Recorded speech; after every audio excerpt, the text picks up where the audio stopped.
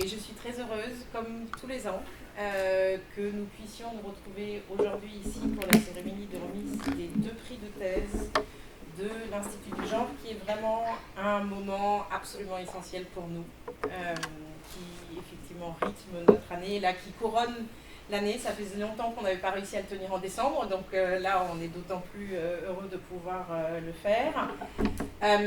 Et c'est parce que voilà, c'est une mission vraiment absolument cruciale du GIS de pouvoir récompenser et soutenir la jeune recherche. Ce que nous faisons donc depuis, je dis nous, mais c'est effectivement, ça inclut énormément de monde depuis donc, la création de l'Institut du genre en 2012. Qui est, comme vous le savez sans doute, une structure qui fédère l'ensemble des personnes ou le maximum de personnes qui travaillent dans le domaine des études de genre et des travaux sur les sexualités. Et donc qui fédère actuellement 34 universités et organismes de recherche. Et donc dans ce cadre-là, on le sait, hein, les recherches sur le genre et les sexualités sont extrêmement dynamiques, elles sont extrêmement nombreuses, et elles sont extrêmement dynamiques et extrêmement nombreuses, en particulier avec les jeunes chercheuses et les jeunes chercheurs dont vous êtes.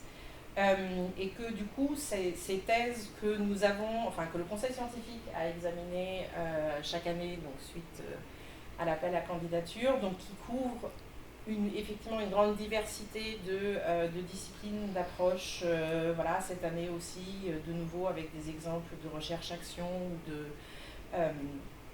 de recherche-création, qui ont aussi une grande diversité de terrains et de problématiques. C'est vraiment le lieu aussi où se font, nous le savons, et c'est d'autant plus important pour nous de les honorer comme il se doit. Donc c'est le lieu où se font les recherches de demain, hein, et où voilà, on a enfin des travaux qui sont développés sur des problématiques et des enjeux qui sont absolument essentiels pour notre société et sur lesquels on manque de recherche jusqu'à présent. Et que donc les thèses en particulier, parce que ce sont des recherches de long cours qui demandent énormément d'investissement et de dévouement, parfois dans des conditions, nous le savons, qui sont aussi compliquées. Si nous pouvons, aussi difficile que ce soit d'en retenir que 2, les récompenser à cette occasion, c'est vrai qu'on en est particulièrement heureux, et c'est le cas donc avec vos 2 thèses de doctorat, donc je ne vais pas dire grand chose puisque c'est Michel Boson qui les a lues beaucoup plus en détail que moi, mais la raison pour laquelle elles ont aussi été retenues, c'est parce que très clairement ce sont des travaux qui sont amenés à devenir des recherches de référence, tout simplement parce que ce sont des travaux qui explorent de fait des sujets sur lesquels, pour le moment, on manque encore vraiment de recherche et de travaux et de données. Donc c'est le cas avec la thèse de Margot Giacinti, donc au croisement, on va dire, de l'histoire et de la science politique, et qui est le vrai gros premier travail d'envergure sur les féminicides, dont les résultats d'ailleurs ont aussi pu déjà être rendus accessible à un public plus large, et je tenais vraiment à vous remercier d'avoir accepté d'être invité d'un épisode du podcast que produit l'Institut du genre en partenariat avec Binge Audio, donc qui s'appelle Faire Genre. Et d'autre part, donc la thèse de Sarah Jean-Jacques, alors elle aussi à la croisée de la sociologie et de la géographie, là aussi sur un sujet sur lequel il n'y avait pas grand-chose, pour ne pas dire rien. Et donc celle des expériences et des pratiques de la ville pour aussi certains groupes et certaines populations jusqu'à présent beaucoup moins étudiées et qui sont pourtant aussi dans ces espaces publics. Donc là aussi ce sujet totalement inédit, et qui est clairement une des raisons pour lesquelles le Conseil scientifique a décidé de vous honorer et de vous récompenser par ces 2 prix de thèse. Donc voilà, je suis au nom de l'ensemble de l'Institut extrêmement fière de pouvoir récompenser et mettre en valeur vos 2 thèses de doctorat et vous, par la même occasion. Donc thèses qui se distinguent effectivement par leur excellence et que donc, le conseil scientifique a décidé de récompenser parmi donc, les 40 candidatures reçues en 2024. Donc toutes nos félicitations. Et c'est aussi évidemment pour moi le moment de remercier toute une série de personnes qui permettent que cette cérémonie aujourd'hui puisse se tenir et aussi que de toute façon le prix de thèse existe, donc tous ceux et celles qui œuvrent à l'organisation de ce prix. Donc bien sûr d'abord les partenaires du réseau GIS Institut du genre, et je voudrais remercier tout particulièrement aussi le CNRS qui est notre partenaire, on va dire, principal et qui vient de renouveler le GIS Institut du genre pour une nouvelle mandature, ce qui est quand même un soutien qui dit l'importance aussi qui est accordée aux études de genre et au fait que il est important que nous puissions continuer à soutenir et à mettre en valeur et à valoriser les travaux qui sont menés dans ce cadre. Il faut évidemment remercier les membres du conseil scientifique qui inclut aussi le conseil scientifique élargi à l'international puisque typiquement sur les thèses nous les mobilisons je vais en redire un mot à l'instant, mais au sein de ce conseil scientifique, en particulier Michel Boson, puisque c'est Michel qui préside le comité pour ce prix. De remercier aussi les collègues qui ont accepté de se charger des évaluations externes, puisque le processus, c'est une double évaluation, donc une interne au conseil scientifique et une externe, et donc nous savons que c'est un travail conséquent, puisqu'on demande aux personnes de prendre sur leur été pour lire des thèses, alors qui sont absolument passionnantes, il n'y a aucun doute là-dessus, mais néanmoins, donc ces personnes ici soient aussi remerciées. La Fondation Paris Nanterre, puisque c'est grâce à la Fondation Paris Nanterre que nous pouvons vous verser la somme de ce prix. Donc Isabelle Pastor-Sorokin et Héloïse Imbert, qui sont ici présentes, qui assurent vraiment le suivi tout au long de la procédure, qui prennent aussi en charge le fait qu'ensuite cela puisse être mis en ligne sur notre site et dans nos réseaux. Les équipes du Campus Condorcet, puisque voilà, nous y sommes, qui nous accueillent. Et je reviens à toi, Michel. Je sais que ça te gêne un peu, mais c'est quand même important de le dire. Tu es un pilier de l'Institut du genre. Tu es là depuis 2012. Tu fais partie des personnes qui ont quand même aussi marqué et innové par tes recherches au sein du domaine qui nous occupe. Depuis 2012, tu œuvres inlassablement, sans compter ni ton temps, ni ton énergie, ni tes compétences pour permettre que cet institut existe aussi par sa richesse. Donc vraiment un immense merci à toi. Tu nous as fait savoir que tu allais progressivement peut-être un peu te retirer. En tout cas que tu ne souhaitais pas poursuivre au sein du conseil scientifique. Tu vas beaucoup nous manquer. Donc c'était pour ça que pour nous c'était absolument une évidence de te demander à toi de remettre ce prix et que tu sois aujourd'hui la personnalité éminente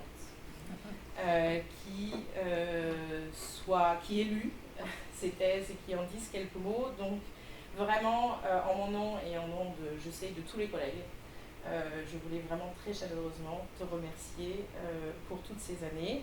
Et donc, sans plus attendre, je vais immédiatement te céder la parole, mais je tenais d'abord, encore une fois, à présenter toutes mes félicitations aux deux lauréates du prix de thèse de cette année.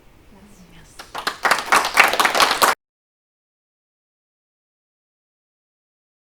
Donc, parmi la quarantaine de thèses sur le genre qui ont été soutenues en 2023, c'est ça la règle que nous avons examinée, voici donc nos deux lauréates, avec des thèses qui sont toutes les deux à la fois très, très scientifiques, avec un côté interdisciplinaire, empirique et théorique marqué, mais aussi des thèses qui ont en commun d'être très politiques, engagées dans les combats et les problèmes publics de leur époque.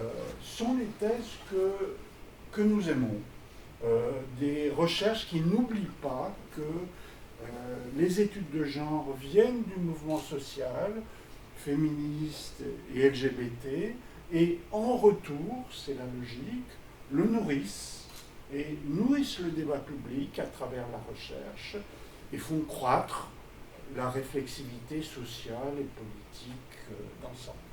Donc, scientifique et politique, hein, c'est bien des thèses sur le genre, hein, bon, et qui n'ont pas abandonné, en passant à l'académie, le lien avec le mouvement social. La thèse de Margot Giacinti est un travail sur le féminicide, hein, qui a été défini, on va prendre cette définition-là en 2001 par Diana Russell, comme le meurtre d'une femme parce qu'elle est une femme. Margot Giacinti fait d'une part une histoire des lectures et représentations politiques, juridiques et sociales des meurtres de femmes depuis la Révolution, jusqu'au Tribunal international des crimes contre les femmes de 1976, donc près de 2 siècles. Aucune historienne n'ose faire ça, hein. Évidemment, c'est bien parce qu'elle ne l'est pas qu'elle le fait. Bon, je ne sais pas, il y a des gens qui ont l'air de vouloir entrer. Je ne sais pas si vous les reconnaissez. Non, non. Oui. Bon, installez-vous. Bon, alors, je disais donc d'une part une histoire des lectures et des représentations, hein, sur 2 siècles, et parallèlement une socio-histoire des faits. Des faits, c'est-à-dire des meurtres de femmes. Bon, à partir des archives judiciaires et de la presse, en évaluant les caractéristiques de ces meurtres, afin de discuter ce qui permettrait d'y voir des féminicides. Alors on voit tout de suite l'audace de la perspective.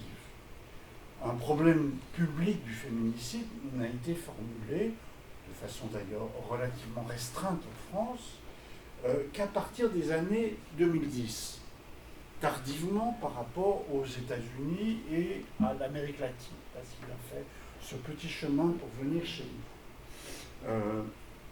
L'autrice pose que, je cite, le féminicide n'a pas attendu d'être nommé pour exister. Et la thèse consiste à le prouver. Politiste, mais qualifiée aussi en histoire et en sociologie, Margot Giacinti décide donc de se livrer à un anachronisme délibéré, au sens des historiens, mais fructueux, en mettant au travail une problématisation du présent pour examiner des idées, des faits du passé. Elle se lance donc dans la préhistoire de l'idée de féminicide sur 2 siècles, observant, dit-elle, la filigrane d'une idée restée longtemps minoritaire et impensable. Ce n'est pas l'histoire trop belle d'une prise de conscience continue, car la discontinuité domine même dans les décennies les plus récentes. Pour l'analyse des faits, elle constitue un corpus de dossiers judiciaires des archives du Rhône, sur 2 siècles, portant sur les meurtres de femmes, incluant les tentatives de meurtre, c'est-à-dire les actes qui ont heureusement laissé des survivantes et donc des témoins, des témoignages de crimes. C'est principalement pour ça qu'on les a gardés. Le corpus de dossiers judiciaires et d'articles de presse est soumis ensuite à une enquête serrée à partir des méthodes des études de genre en y apposant un regard féministe. La candidate se fait ainsi, je dirais, juge d'instruction, a posteriori, allant dans les angles morts des affaires, en y recherchant les preuves et les formes du sexisme, de la domination, de la misogynie, en désintriquant les interventions des acteurs du procès, tous masculins bien sûr, et en les rapportant à leur position, elle extrait les faits de la gangue des discours convenus. Elle va ainsi contre l'orientation souvent indulgente des dossiers à l'égard des accusés. Deux grands paradigmes se dégagent avant l'émergence du paradigme féministe contemporain du féminicide. Le premier, qu'elle nomme conjugaliste et qui couvre l'essentiel du XIXe siècle, ne s'intéresse à ces meurtres qu'au prisme du mariage. Ils sont discutés comme des crimes entre époux, expression symétrisante qui fait du caractère indissoluble du mariage la cause profonde des meurtres et du droit au divorce, supprimé à la Restauration et rétabli seulement en 1884, la solution attendue et espérée. Nombreux les crimes intimes hors du mariage, qui portent notamment sur donc des femmes non mariées, sont occultés, considérés comme de simples effets de la débauche et moins sanctionnés. La disproportion genrée des victimes n'est pas franchement perçue à l'époque. En rupture avec cette première lecture, de nouvelles manières de voir le meurtre intime se font jour au cours du XIXe siècle et deviennent dominantes au XXe siècle. Plus que le mariage, c'est l'excès d'amour qui tuerait, l'excès d'amour. Le crime est vu comme un crime passionnel ou un drame de la passion dans les journaux. Cette nouvelle vision passionnelle est, je cite l'autrice, le produit conjoint d'un mouvement littéraire, le romantisme, donc il faut se méfier, hein. Ça c'est moi qui rajoute, hein, parce que l'amour romantique, bon après vous avoir lu, c'est dire aïe aïe aïe, hein. De deux écoles scientifiques, l'aliénisme et l'anthropologie criminelle, ainsi que d'un bouleversement médiatique plus large, produit par la multiplication des journaux et corollairement par la naissance du fait divers. Le fait divers est consommateur de beaux crimes, dont font partie les crimes passionnels, crimes de l'amour. Elle produit cette nouvelle lecture au tournant du XIXe et du XXe siècle, une véritable frénésie d'acquittement. En raison de l'utilisation effrénée par les avocats des accusés de l'argument passionnel. Il l'a tué parce qu'il l'aimait trop. Il a serré un petit peu trop. Voilà. Bon. Quelques protestations apparaissent chez certains avocats généraux et chez une poignée de féministes comme Hubertine Auclair ou Maria Martin qui écrivait en 1884 « Nous n'admettons pas qu'un homme se trouve excusable en tuant une femme parce qu'elle a cessé de l'aimer ». Ces deux lectures qui finissent par fusionner empêchent durablement l'appréhension d'un véritable fait social structuré par la domination de genre et surtout traversissent largement la réalité des faits dans les affaires. L'enquête socio-historique établit que, contrairement à la vision symétrisante et à des statistiques fallacieuses présentées à l'époque, les femmes sont bien plus victimes que les hommes. Un examen des circonstances montre surtout que les deux types de crimes diffèrent profondément. Dans ceux qui sont commis sur les femmes, il existe très généralement des violences, des mauvais traitements et des menaces de mort préalables qui amènent entre autres les femmes à avoir une forte conscience d'être tuables. C'est la première fois que je voyais ce mot, mais ce qu'elles confient à des proches. Bon. Avec le meurtre au bout, on retrouve donc le continuum des violences envers les femmes conceptualisées par Liz Kelly, mais qui, pour la justice du XIXe siècle, ne sont qu'une banale manifestation du droit de correction du côté du droit de correction des hommes dans le mariage. Et l'inverse n'est pas vrai. Il n'y a pas d'historique de violence du côté des femmes lorsqu'elles deviennent criminelles. dans l'acte meurtrier lui-même, du côté des hommes, apparaît une logique d'acharnement, une, je cite, odieuse énergie, comme le dit si bien un magistrat, de l'overkilling, comme le dit de façon scientifique l'autrice, en anglais, forcément. Rien de tel n'apparaît dans les crimes des femmes. L'étude en profondeur des motifs des hommes meurtriers fait apparaître des motifs liés à l'agentivité des victimes, qui est ainsi sanctionnée, ou à la volonté de s'approprier leurs biens, plus concrètement. Dans ce régime patriarcal, les femmes apparaissent aux hommes comme des proies faciles.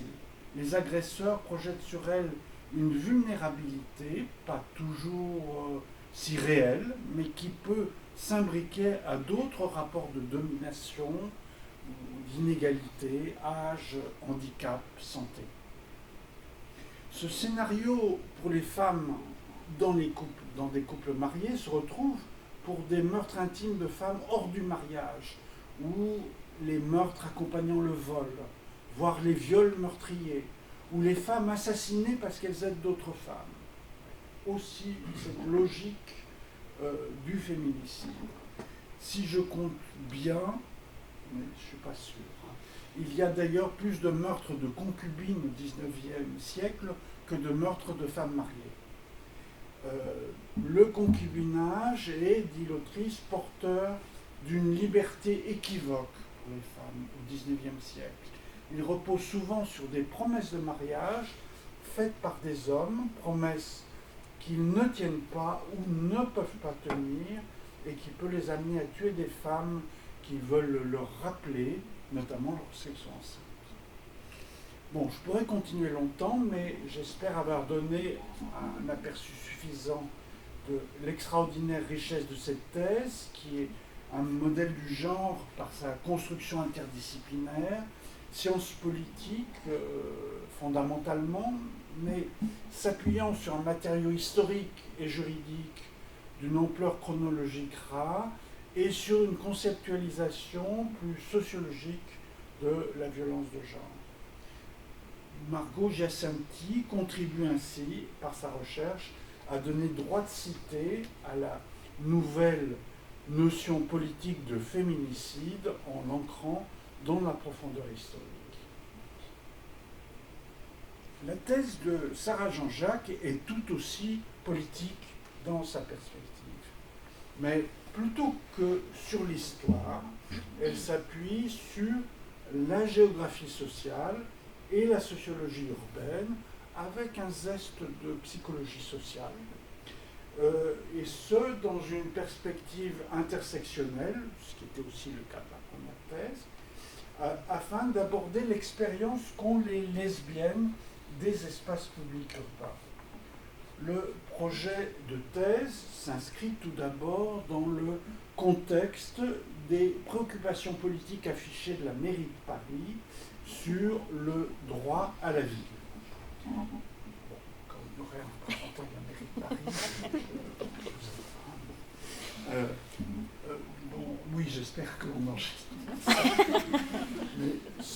Mais son point de départ scientifique est une branche de la géographie sociale, la géographie des sexualités, plus particulièrement la géographie des minorités sexuelles, qui a connu un développement marqué dans les pays anglo-saxons dans les années 1990, beaucoup moins en France. Un déséquilibre apparaît d'ailleurs au sein de cette géographie, qui est très focalisée sur l'inscription gay dans l'espace public, et où l'absence apparente des lesbiennes dans l'espace public est attribuée à leur invisibilité, ce qui est un peu tautologique en apparence. On pourrait dire exactement qu'il y a bien une visibilité des lesbiennes, mais qu'elles ne créent pas de territoire au sens strict, contrairement à ce qui se passe pour les gays. Il n'y a pas de marais lesbien. Un des aspects remarquables de la thèse que je veux souligner tout de suite pour ne pas la redire, c'est son caractère encyclopédique et érudit, dont témoigne la taille de la bibliographie, surtout étrangère. 36 pages, c'est quand même assez rare, avec le nombre de références, ce qui en fait, comme le disait Isabelle, une référence que ne pourront ignorer sur cette question ni les militants, militantes, ni les enseignantes et chercheuses, on va le dire au féminin, ni les étudiantes. Si l'on se cantonne à la France, plus petit marché que le monde anglo-saxon, on doit faire néanmoins le constat que les études de sciences sociales sur le lesbianisme sont particulièrement rares, que l'on prenne la sociologie ou la géographie. Depuis l'étude pionnière de Natacha Chetcuti, Se dire lesbienne, parue en 2010, Sarah Jean-Jacques n'identifie que 8 références en sociologie et seulement 3 références françaises en géographie des sexualités. Son approche des lesbiennes dans l'espace public se construit pas à pas à travers un dialogue serré avec les concepts de l'interactionnisme symbolique, notamment Goffman, bien sûr, et Becker, qui l'accompagnent durant toute la thèse. Et pour moi, la recherche constitue vraiment une très belle mise en pratique de l'approche goffmanienne des interactions dans l'espace public et de la stigmatisation, ces deux lignes de Goffman, qu'elle enrichit par moments conceptuellement, comme lorsqu'elle montre que les lesbiennes font partie de celles qui, au lieu de bénéficier de l'inattention civile des occupants de l'espace public, souffrent au contraire de ce qu'elle appelle leur attention incivile, le fait que leur présence suscite des regards lourds et des réactions inattendues. L'autrice établit aussi un dialogue avec les sociologues qui travaillent sur les femmes en général et leur peur de l'espace public, comme Marilène Libert, ou les démographes et sociologues qui ont exploité l'enquête Virage, il faut quand même que je cite parce que c'est l'INED, et également avec Didier Ribon, notamment dans la section qui traite des injures. La visibilité lesbienne est d'abord analysée au niveau individuel, même si dès le niveau individuel, il s'agit d'une perception sociale, ça ne s'oppose pas. Dans le devenir lesbienne, le travail sur l'apparence et la présentation de soi est, on le sait, un passage politique obligé, car il est l'une des premières manières de marquer son éloignement à l'hétérosexualité, comme l'avait déjà montré Natacha Chetcuti.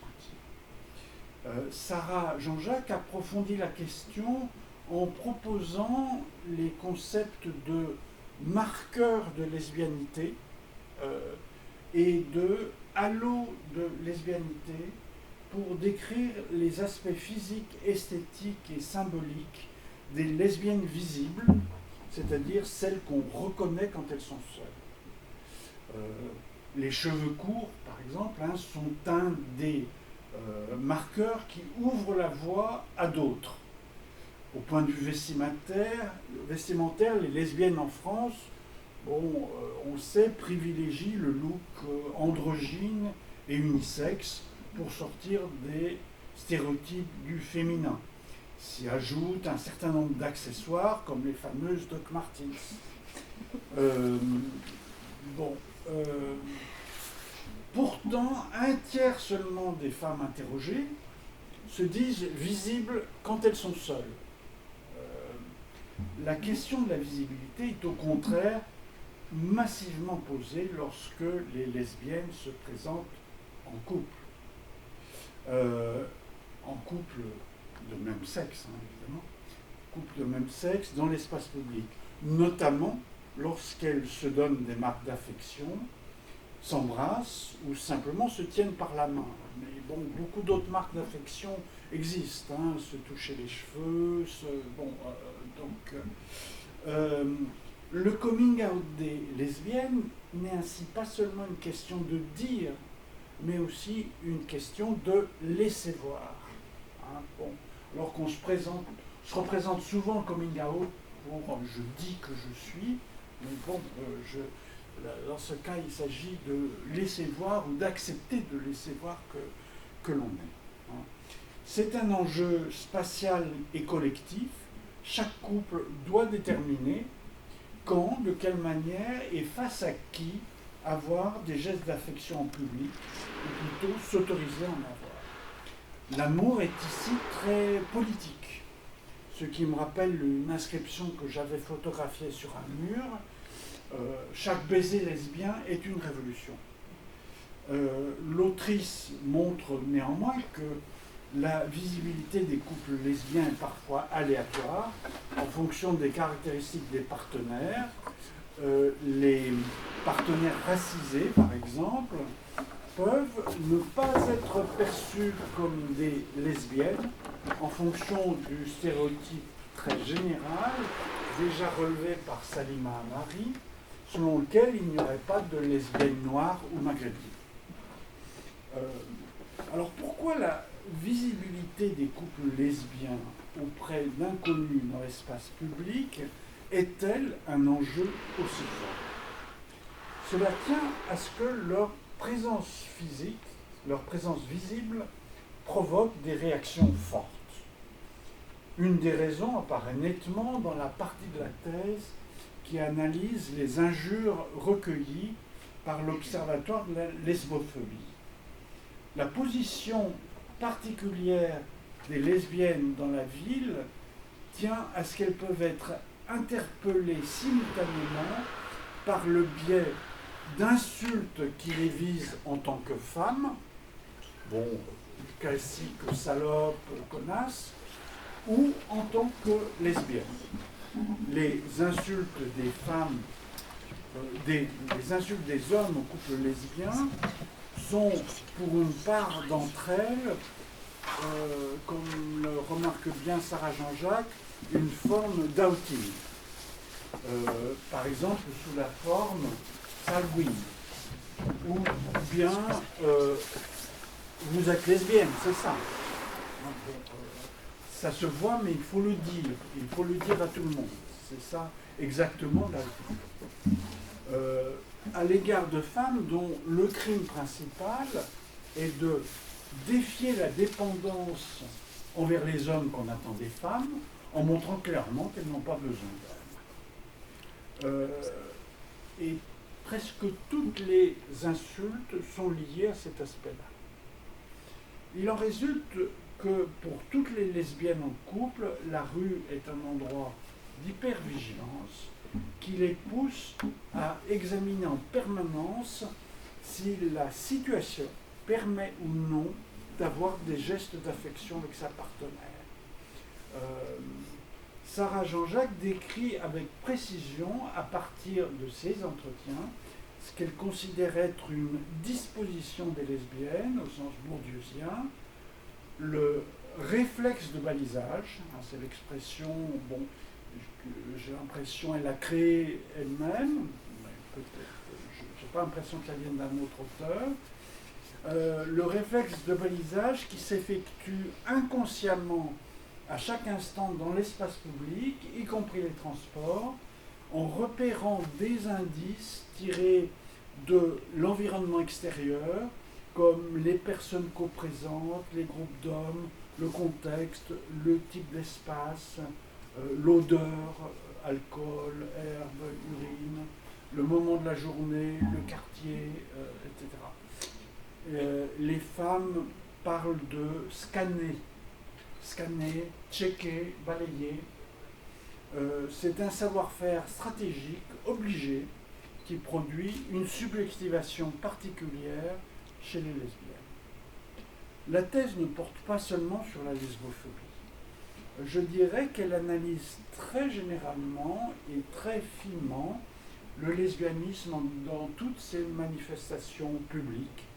Et en ce sens, elle prend une place qui n'était pas encore occupée en complétant les travaux de Natacha Chetcuti qui envisageait plutôt la sexualité et le couple, et ceux de Salima Mari sur les lesbiennes maghrébines et leur famille, aspect extrêmement important. Pour conclure, je voudrais revenir au chapitre 1 dans lequel Sarah Jean-Jacques cite une lettre qui lui avait été écrite par une universitaire qui lui disait que, je cite, son projet était peu porteur dans le contexte académique français et qu'elle risquait d'avoir des difficultés à valoriser le sujet si elle visait une carrière académique. Bon, à cette inquiétude ou cet avertissement, je voudrais répondre en disant qu'elle avait bien fait de persévérer malgré les difficultés rencontrées. Ne pas avoir eu d'allocation, c'est une grosse difficulté. La thèse compte par son objet, le lesbianisme, mais je dirais surtout parce qu'elle donne un autre point de vue sur ce qu'on pense bien connaître. Ici, l'espace public urbain, mais vu du côté minoritaire, comme dans le film de Boris Lochkin, L'histoire de Suleiman, qui nous donne à voir Paris vu par un sans-papier. Ce qui est un autre point de vue, mais je dirais que ça a à voir avec le vôtre. Une thèse sur une minorité n'est pas une thèse mineure.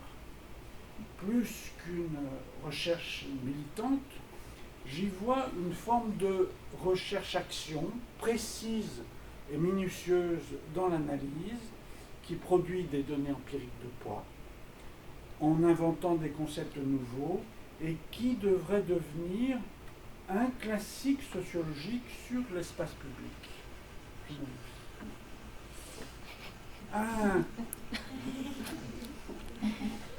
Un grand bravo pour finir à nos deux docteurs et vous allez pouvoir répondre à mes élucubrations.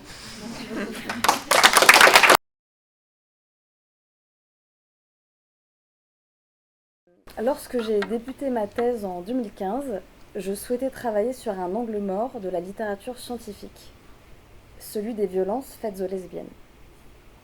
Cette même année, le mot lesbophobie venait de faire son entrée dans le dictionnaire pour définir ces violences, soit 17 ans après celui d'homophobie. Cet écart en disait déjà beaucoup sur la place des lesbiennes dans notre société. C'est à Paris que j'ai décidé d'ancrer mon terrain de recherche parce que c'est la seule ville en France à bénéficier d'un quartier gay historiquement reconnu et visible, le Marais. Baptisée capitale des droits LGBTQI ou encore ville phare de l'inclusion et de la diversité selon la mairie de Paris, c'est pourtant dans les espaces publics parisiens, le Marais compris, que les lesbiennes sont le plus souvent exposées à la lesbophobie en France. Pour analyser les manifestations de ce phénomène social peu connu et documenté, j'ai voulu m'intéresser à la place des lesbiennes dans la ville, parce que c'est un sujet qui a aussi reçu très peu d'attention dans le milieu académique. En effet, la littérature sur le sujet est mince, 4 articles recensés au total, dont un que j'ai coécrit. Dans cette optique, il m'a semblé pertinent de questionner la notion de droit à la ville à partir des expériences de violence vécues par les lesbiennes, pour comprendre les normes qui structurent les espaces publics et les inégalités d'accès à la ville qu'elles produisent en retour. La question centrale de mon travail a ainsi été formulée comme suit. De quelle manière les interactions quotidiennes contribuent-elles à réifier le caractère hétéronormatif de l'espace urbain? Et comment l'orientation sexuelle participe-t-elle à un inégal accès à la ville? Pour répondre à ces questions, j'ai réalisé des entretiens semi-directifs auprès de 47 lesbiennes résidant en région parisienne entre 2016 et 2019. Il me semble important de préciser ici que l'accès aux enquêtés a été facilité par mon statut d'initiée, c'est-à-dire par le fait d'être moi-même lesbienne et métisse. Ces deux facettes de mon identité ont constitué un atout indéniable sur le terrain et m'ont permis de nouer une relation privilégiée avec chacune des enquêtées. Or, paradoxalement, cette proximité avec mon objet d'étude est rentrée en conflit avec mon statut d'universitaire. Pendant 8 ans, j'étais consciente du stigmate qui pesait sur mon objet d'étude, les lesbiennes, et de fait sur ma position située de chercheuse lesbienne. Je me suis alors demandé si ma recherche allait être discréditée, suspectée de subjectivité, et si elle allait porter préjudice à ma future carrière.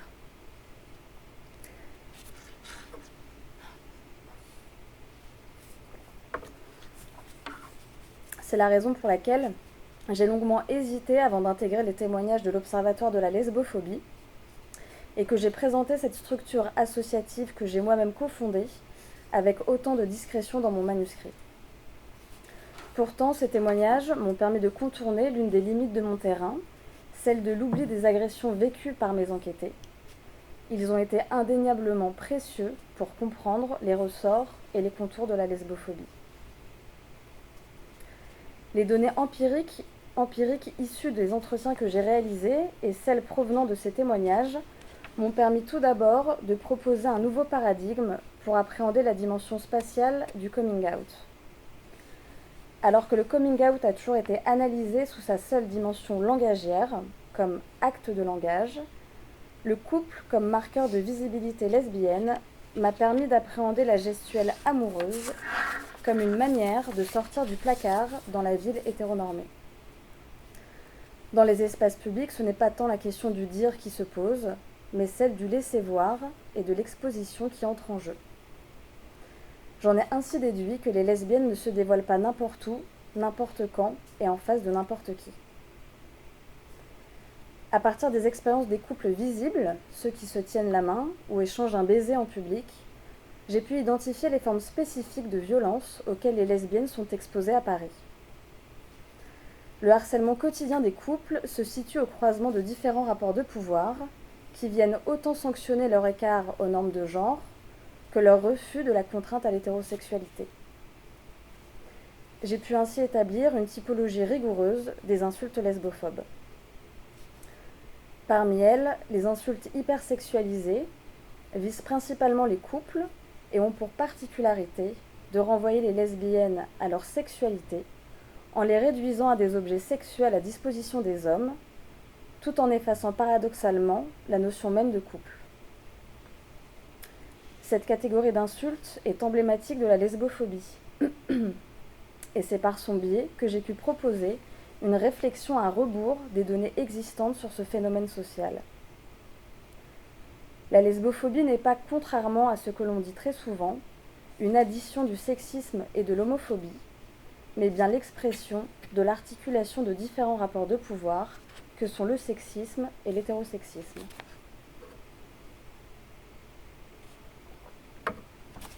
La première conséquence de ces violences est d'alimenter la charge hétéronormative, concept que j'ai forgé dans mon travail, pour désigner la charge mentale qui pèse sur les lesbiennes lorsqu'elles évoluent en couple dans un environnement hétérosexuel. Elle résulte de la gestion constante de l'hétéronormativité et des ajustements qui en découlent, en agissant directement sur les facultés cognitives et émotionnelles des lesbiennes. Elle se manifeste par des émotions corporelles, comme la pudeur, la gêne, et par des gestes anodins qui deviennent pourtant interdits en public. La lesbophobie a pour seconde conséquence l'invisibilisation des couples, c'est-à-dire le fait de ne pas avoir de marque d'affection en public. Alors qu'elle représente une entrave au droit à la ville, l'invisibilisation est surtout une stratégie d'évitement des violences, ce qui en fait paradoxalement une ressource pour pratiquer l'espace urbain malgré tout. En effet, le réflexe de balisage, deuxième concept élaboré dans le cadre de ma recherche, révèle l'acquisition d'un savoir-faire et d'une disposition propre aux lesbiennes dans le cadre d'une socialisation à la ville marquée par les violences.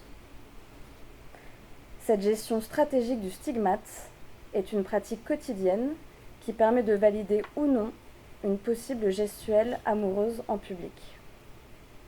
Elle consiste à baliser autour de soi pour juger le degré des risques et le potentiel danger dans une situation donnée. Les lesbiennes ont tendance à s'invisibiliser lorsque des groupes d'hommes hétérosexuels sont à proximité, la nuit et dans des espaces clos comme le métro. Pourtant, dans certains contextes, notamment sans la présence d'hommes à proximité, les transports en commun et la nuit peuvent incarner des espaces dans lesquels la gestuelle amoureuse est susceptible d'émerger. J'ai traduit cette nuance par un troisième concept, celui de l'espace temporel subjectif, hic et nunc, soit un espace défini par les lesbiennes elles-mêmes.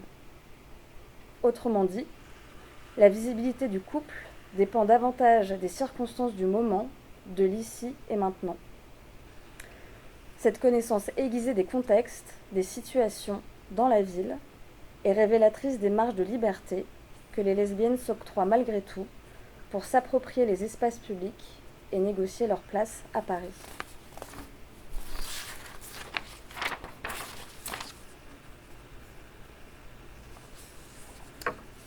Pour conclure ma présentation, je tenais à vous dire que je connais l'existence de ce prix depuis ma première inscription en doctorat.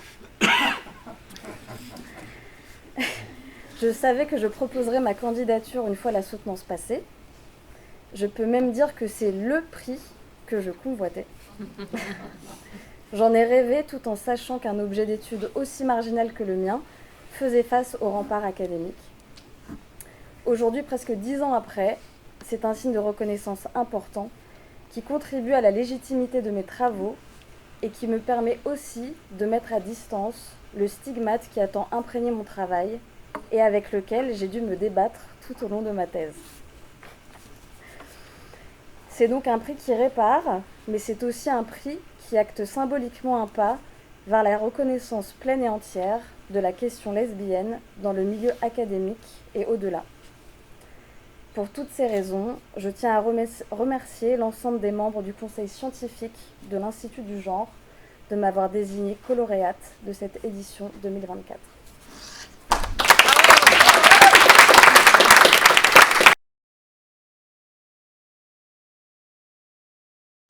Alors, à la réception du mail qui m'informait que j'avais obtenu avec ma collègue Sarah Jean-Jacques le prix de thèse de l'Institut du genre, c'est avec émotion que je me suis remémorée l'étudiante de sciences politiques que j'étais il y a plus de 10 ans, au tout début de ma formation. Déjà féministe, j'avais imaginé trouver dans mes enseignements de vie politique, de socio-histoire de l'État, d'histoire de la Révolution française, des analyses mobilisant le genre. C'était avant de savoir que la science politique, pour citer Laure Bérigny et Catherine Achin, est une discipline, de par sa fonction, de par son histoire, qui a longtemps résisté au genre. En le réalisant, je me souviens d'avoir fait des femmes et du genre une quête, saisissant chaque opportunité d'exposer ou de dossier à rendre pour travailler dessus. Par chance pour moi, par malchance pour la discipline, peut-être ces thèmes n'étaient pas à la mode alors et je me retrouvais souvent seule à être enthousiaste à l'idée de travailler, par exemple, sur le discours de candidature à l'élection présidentielle d'Arlette Laguiller. Cette obsession intellectuelle s'est couplée rapidement à la conscience du problème que constituaient et que constituent toujours les violences sexistes et sexuelles dans les universités. Mon engagement féministe suscitait alors de la part d'autres étudiants la colère, les violences et me valait du harcèlement, aussi des menaces de mort, qui m'avaient fait prendre conscience qu'être une femme, c'est aussi être structurellement vulnérable parce que les institutions, le droit, les hommes le permettent. C'est à la confluence de cet intérêt pour le genre en sciences politiques et du vécu de violence à l'endroit d'un engagement pour l'égalité qu'est né le projet de thèse sur les féminicides en France. Alors, il faut dire ici toute la chance qui a été la mienne, d'abord d'obtenir ce contrat doctoral à l'ENS de Lyon, me permettant un travail de recherche dans de bonnes conditions, ensuite d'être accompagnée par Anne Verjus, qui est ici présente, qui a immédiatement compris l'intérêt de ce projet, alors même que le concept de féminicide, donc qui a été en effet défini par Diana Russell dans les années 70 comme le meurtre d'une femme parce qu'elle est une femme, ainsi que le fait social qu'il décrivait était, j'ai mis peu connu, je dirais presque inconnu. Ma chance a été aussi de réfléchir à ces questions à un moment de fort renouvellement des mouvements féministes, au milieu des années 2010, via MeToo et les collages féminicides, qui ont participé à faire émerger une lecture structurelle et politique du désormais, hurrah, désuet crime passionnel. Si le féminicide ou un certain type de féminicide prend aujourd'hui les traits d'un vrai problème public, la thèse que j'ai soutenue il y a un an, et dont je vais vous présenter les principaux résultats, établit les raisons pour lesquelles il a été, entre la Révolution française et les années 70, un non-problème public. Mon objectif de départ était double. D'une part, explorer à partir d'une perspective d'histoire des idées politiques les manières de nommer le meurtre de femmes en l'absence d'une conceptualisation du féminicide. Et donc la problématique, c'était la suivante. Les meurtres de femmes ont-ils été nommés, pensés, théorisés, c'est-à-dire identifiés comme tels? Quand ont-ils été pensés par Diana Russell? Et s'ils n'ont pas été pensés, pourquoi? Et si oui, à partir de quand et comment? Deuxième question, j'avais la volonté d'étudier, à partir d'une perspective socio-historique, les meurtres de femmes dans les archives et de discuter la possibilité et l'intérêt de les qualifier de féminicides. Ce second objectif m'a amené à m'interroger sur la présence de traits communs à ces crimes permettant d'aboutir à une typologie, à dégager des traits structurels ou à l'inverse des variations historiques. Alors ces questions, elles m'ont posé un certain nombre de difficultés. Le risque de l'anachronisme, le problème de la sélection du matériau d'archives, comment on fait pour travailler sur les féminicides alors que la catégorie n'existe pas dans les dossiers, et enfin le choix de la méthodologie. Alors cette thèse, je pense que ça a été dit, mais elle revendique l'apport des épistémologies situées puisqu'elle ambitionne d'enquêter en féministe, c'est-à-dire de reconstruire les parcours de violence contre les sources pour interroger le continuum de la violence sexuelle, de désintriquer les différents discours et de s'intéresser aux voix tues en ne passant pas sous silence la question de l'agentivité, le pouvoir d'agir des femmes.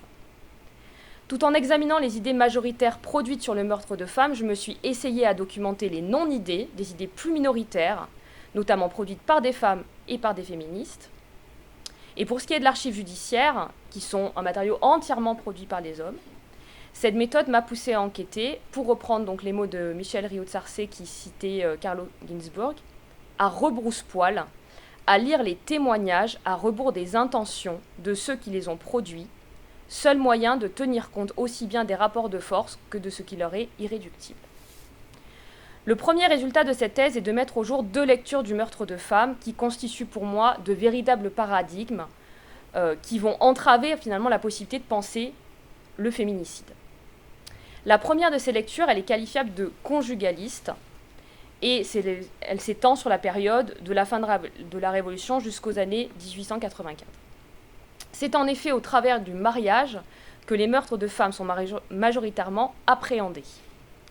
Ces meurtres d'épouses ne sont pas pensés spécifiquement, mais intégrés à l'ensemble des meurtres conjugaux. Ces meurtres conjugaux sont expliqués par les acteurs politiques de l'époque comme le produit du mariage indissoluble.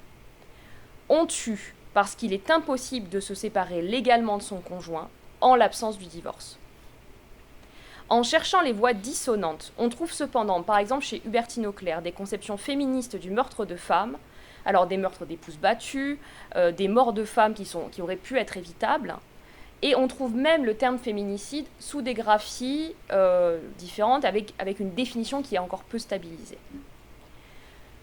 Comparant les lectures des acteurs aux affaires judiciaires, j'ai pourtant pu constater que rares sont les meurtres d'épouses qui ont trait à l'impossibilité de divorcer. Ce sont au contraire des meurtres marqués par l'exercice de la domination violente et en partie illégale des époux sur leurs épouses. Hors du mariage, les crimes commis sur d'autres femmes n'intéressent pas le législateur. Pour dépasser cette lecture, j'ai donc cherché à examiner les crimes commis dans le cadre de l'intime, mais hors mariage, celles des concubines, plus nombreux en proportion que ceux des épouses. Alors cette analyse, elle m'a permis de saisir une dynamique que je considère comme essentielle au féminicide et au féminicide aussi moderne, Hors du mariage, les concubines ont davantage de marge de manœuvre pour fuir la violence. Agissant comme elles le peuvent, exerçant leur agentivité au sens de Butler, en quittant le concubin, en résistant à la domination, elles font les frais d'un vrai retour de bâton, une sorte de backlash individuel, qui s'illustre par leur mise à mort. Le féminicide devient alors une sanction de l'agentivité des femmes. Dans la seconde période étudiée, une nouvelle lecture se substitue progressivement, mais pas entièrement, à la lecture conjugaliste, du fait notamment du rétablissement du divorce en 1884. Cette nouvelle lecture, qui se diffuse par la littérature romantique, alors je partage parfaitement votre constat, par la criminologie naissante, propage avec elle une nouvelle expression qu'on connaît tous et toutes, crime passionnel, et avec elle une nouvelle appréhension des faits. Alors désormais, on ne tue plus parce qu'on ne peut pas se séparer, mais on tue parce qu'on aime trop. Beau crime, mu par des sentiments nobles, l'amour, le crime passionnel s'applique à l'ensemble des crimes qui vont relever de l'intime amoureux ou sexuel, et ce qui va masquer son sexospécifisme, le fait que la majorité des victimes sont des femmes. Pourtant, de la même manière que le crime entre époux, les femmes dans leur ensemble sont bien les premières victimes du crime passionnel. C'est donc seulement dans les discours que le crime a changé. Appréhendé comme un crime moins grave que ne l'était le crime entre époux, le crime passionnel est aussi moins puni par les juges et les jurys. Toutefois, la violence contre les femmes, elle, reste la même. Les archives judiciaires rendent bien compte de la dynamique amenant au crime, la prégnance des violences antérieures au passage à l'acte, la place centrale des menaces de mort, les modalités de mise à mort ultra-violentes, donc overkilling, si on a envie de le franciser, on peut dire surmeurtre. Là encore, cherchant en féministe à dépasser la lecture passionnaliste, j'ai identifié un autre crime commis sur des femmes qui possèdent pourtant les traits similaires avec les crimes d'intime, mais qui ne sont pas identifiés comme tels, les meurtres dits crapuleux, car lus comme motivés par le vol. Ces affaires présentent des mécanismes de prédation et de ciblage communs au féminicide. Les futures victimes, majoritairement des femmes âgées, sont des proies de choix, car vulnérabilisées par leur grand âge, leur isolement, leurs conditions de santé et parfois même leur handicap. Pourtant, l'institution judiciaire et le législateur ne saisissent pas la continuité entre ces différentes variations du féminicide. Au sortir de la guerre, alors que le mariage d'amour devient la norme, une synthèse s'opère entre ces deux paradigmes conjugalistes et passionnels. Il faut attendre les années 1970 pour que des féministes, en l'occurrence la sociologue Diana Russell, théorisent, pas toute seule, le féminicide de la manière dont nous l'utilisons en partie aujourd'hui, meurtre d'une femme parce qu'elle est une femme.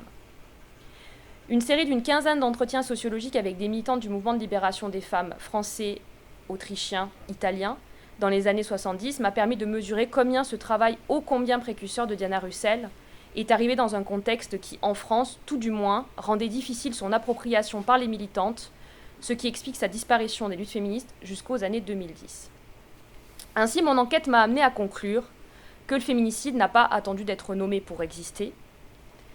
Par ailleurs, la majorité des meurtres de femmes trouvés dans les archives judiciaires, 381 crimes dans celle du Rhône, sont qualifiables de féminicide. Les épouses concubines, ex, vieilles femmes, voisines, mères sont bien tuées parce que femmes, c'est-à-dire perçues et identifiées comme telles dans l'espace social. Le féminicide est un meurtre commis volontairement par autrui et dont émane une volonté de ciblage centrale dans la détermination du crime. Alors je termine cette intervention par des remerciements.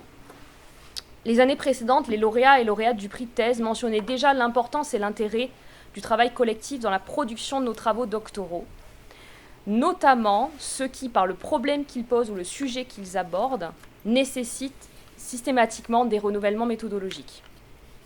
Ma thèse n'échappe pas à ce même constat.